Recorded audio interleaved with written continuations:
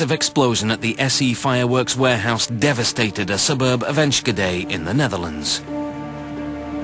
Investigators combed the debris looking for traces of high explosives, but found none. Against the odds, it seemed the evidence was suggesting that this disaster was caused by fireworks alone.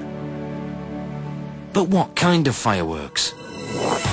A United Nations Committee on the Transport of Dangerous Goods classifies fireworks according to their explosive capacity. 1.4 is the lowest category, not considered a major danger. 1.3 fireworks will burn fiercely in a fire and should not be approached without a heat shield. The more powerful 1.2 variety will produce small explosions and some projectiles. 1.1 fireworks are the most potent. They can throw out dangerous amounts of debris. Firefighters are advised to stay well away and under cover. SE Fireworks was licensed to store only the lower-rated fireworks. But investigators believed that something much more powerful had been stored in the compound. According to explosives expert Jaap Veerheim, the first blast had the same force as 800 kilos of TNT. The last one, the major one, was about 4,000 to 5,000 kilograms of TNT. It was the biggest explosion in the Netherlands since the Second World War. An audit of the company's books indicated there were no high-rated fireworks in storage. Could the paperwork be trusted? Jan Stecklenburg investigated SE Fireworks on behalf of its insurance company. He went to the source of the fireworks, a Chinese factory, where he found a crude assembly line. They go to the bunker, they pick up 4 kilos of gunpowder from the bunker, they put on the table, and with the little comps they fill the nutshells. The nutshells that hold the explosives are used as measuring cups for the raw materials. It's all pure handwork. And a bigger bang can be supplied for more cash. It's not difficult, if you're looking for that, to go to China and to get fireworks that has more gunpowder in it than what is allowed. And if you create your own label, they'll stick it on for you. No questions asked. In the Netherlands, investigators got an unexpected insight into the trade when they seized a shipment en route from China to SE Fireworks. The contents were listed as 1.4 grade fireworks, but tests told a different story. It's quite clear that it was much more stored of a more severe class than related to the license tells us. Those field tests were compared with the damage at the blast site. A lot of 1.3 reactions and even more severe, even 1.1. Investigators concluded that SE Fireworks had criminally violated its license on 2 counts. The storage facility was overloaded, and it contained fireworks more powerful than was permitted. A Dutch court found SE Fireworks owner Ruud Bakker and his partner Wilhelm Pater guilty of storage and license violations. They were fined and sentenced to 6 months in prison. But those convictions didn't answer the bigger question. What had triggered the explosions?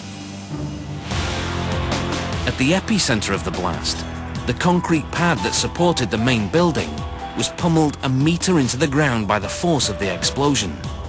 Steel reinforcement was bent out toward the surrounding buildings. From thousands of photographs, hours of videotapes, and statements from over 2,000 witnesses, investigators were able to put together the sequence of events on the day of the explosion. The first place to catch fire was the main fireworks assembly area. It sent up a plume of smoke, and fireworks shot off in all directions. Next, fires broke out in the surrounding storage containers. The first explosion happened when those containers detonated in a chain reaction. And 66 seconds later, the rest of the compound blew up. But what had started the initial fire that triggered it all? The investigation focused on the fire's point of origin inside the main building. This was where the fireworks were assembled from raw materials: gunpowder, accelerant, and firing tubes. When police interviewed employees of SE Fireworks, two theories emerged. They mentioned that the building had been rewired by someone who was not a certified electrician. This person was never identified, but could faulty wiring have started the fire? Workers also reported dangerous handling practices inside the storage area. They reported that nitrated cotton, material that is cut into wicks for fireworks, had been stored in racks beside an electric heater to dry. Nitrated cotton is extremely sensitive to heat. It's meant to be stored wet, wrapped in plastic. It could easily have ignited if placed too close to a heater. However, both these theories were impossible to substantiate. The scale of the devastation was so massive that no evidence could be found for either theory. But maybe the wreckage itself would reveal other clues. Peter de Bruin from the Netherlands Forensic Institute was brought in. The challenge was to find out what happened there, what caused the first fire. High-rated fireworks like the ones that ripped Enschede apart are extremely volatile. They're meant to be stored underground in hardened climate-control bunkers. Exposed to too much heat, there was a strong possibility they could self-ignite. When Peter de Bruin looked at photographs taken before the explosion, something struck him immediately. The massive skylights in the roof of the fireworks assembly building. On the day of the disaster, the sun was shining, and it was unusually hot. This assembly room would go very warm, and fireworks might have out-ignited. Could the ambient temperature in the storage area have caused the fireworks to ignite? Tests were run in the forensics lab. We had determined that it would out-ignite only at about 165 degrees Celsius. So it's impossible for this material to out-ignite because of the sun shining through the skylights. Investigators were stumped. Going back to their primary evidence, the police reviewed the thousands of witness statements and came to a startling conclusion. The fire did not start in the main assembly area. Several witnesses told Detective Kampelman they saw fireworks ignite outside the building moments before the fire started.